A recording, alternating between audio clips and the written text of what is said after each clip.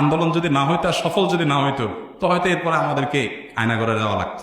বিগত আমলে আপনি কোন জুলুম অবিচারের শিকার হয়েছেন কিনা এই বিষয়ে আপনার অভিজ্ঞতা জানতে চাই। ভাই, ভালো ভালো প্রশ্ন আপনারা বাছাই করে করে মাশাআল্লাহ আজকের জন্য নিয়ে আসছেন দেখা যাচ্ছে। দেখুন, অভিজ্ঞতা আমাদের সবারই কম বেশি তিক্ত অভিজ্ঞতা আছে। একটা সমাজ যখন করাপ্টেড হয়ে যায় তখন সমাজের কেউই ভালো থাকে না। কত শত অভিজ্ঞতা আছে, এগুলো তো আমি সবকিছু বলার সুযোগ পাই না, আর বিশেষ করে বলতেই তো পারি না, কারণ কোন স্ট্যাটাস আমরা লিখেছি সেখানে দেখা গেছে যে 5টা এজেন্সি থেকে ফোন চলে আসছে, হ্যাঁ আপনি এটা কেন লিখলেন, ওইটা কেন লিখলেন, চাপাচাপি শুরু হয়ে গেছে। আমাদের ফাউন্ডেশনের সমস্ত হিসাব নিকাশ পুঙ্খানুপুঙ্খানুভাবে রাখার পর সেটা আবার আমরা ভালো অডিট ফার্মের মাধ্যমে অডিট করে একেবারে এমন ভাবে রাখি যে তিল তিল করে আমরা হিসাব ফেসবুকে পর্যন্ত দিয়ে দিই, কোনটা কত দিয়ে কিনি সেটা পর্যন্ত আমরা দিয়ে দিই।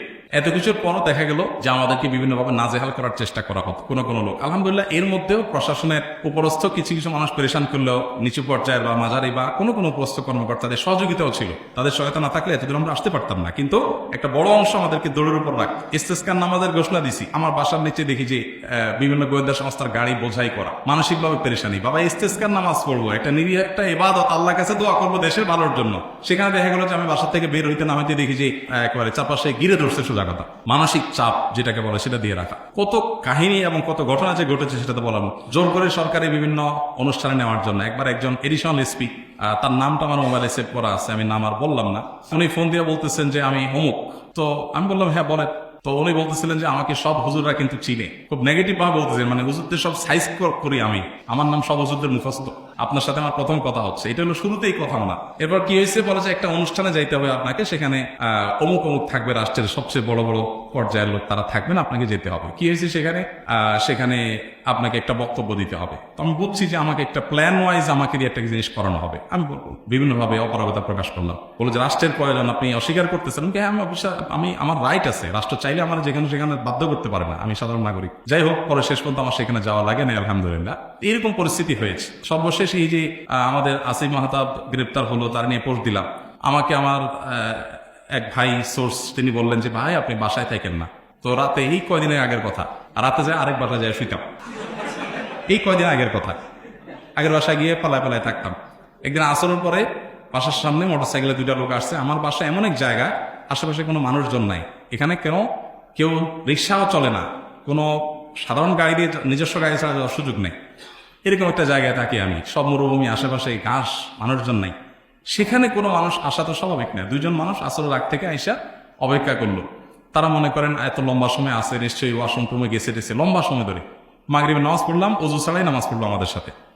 ওখানে যে জামাত হয় এটা জানার কথা, আমার বাসার নিচে গ্যারেজে ছোট্ট করে একটা রুমে আমরা জামাতে নামাজ পড়ি।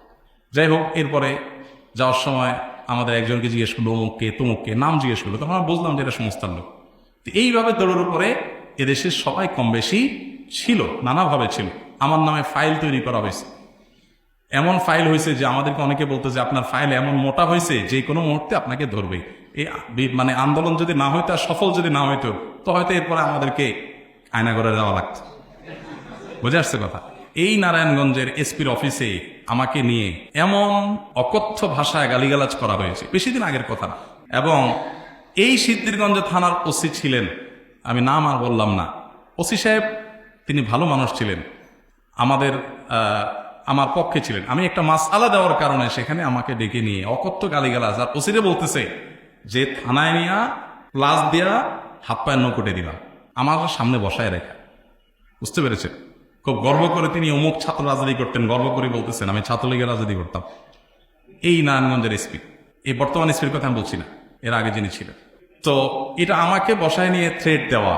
মাসআলা, আমি ওনাকে বললাম মাসআলা, আমার মাসআলা বলার ক্ষেত্রে কথা বলার অধিকার থাকবে আলেমদের। আপনি পুলিশ হিসাবে আপনি তো বলতে পারেন না মাসআলা আমি কোনটা বলবো কোনটা বলবো না, কোনটা সঠিক কোনটা বেঠিক, এটা আপনার বলার বিষয় না, তো আলেমরা বলতে পারে। তো উনি খেপে গেলেন এবং সবার সামনে যাচ্ছে তা আচরণ করলেন।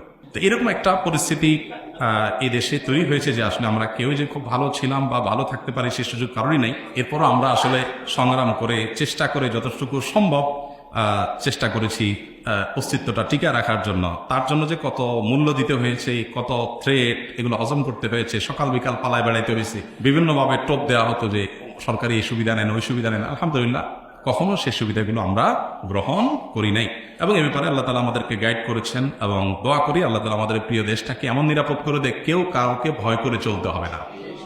আল্লাহ যেন সেরকম নিরাপদ করে দেন এবং আমরা সবসময় আল্লাহর কাছে দোয়া করি আল্লাহ তাআলা যেন এরকম। আমি এর পাশাপাশি প্রশাসনের ভাইদের কিছু ভাইদের কথা বলবো যে আলহামদুলিল্লাহ এই খারাপের মধ্যেও কিছু ভালো মানুষ বিভিন্ন পর্যায়ে আছেন যারা টুকটাক সহযোগিতা করেছেন, তবে বেশিরভাগ ক্ষেত্রেই আমরা এ ধরনের নাজেহালের শিকার হয়েছি। আল্লাহ আমাদেরকে নিরাপদ একটি দেশ, নিরাপদ একটা ভূমি পাওয়ার তৌফিক দান করুন।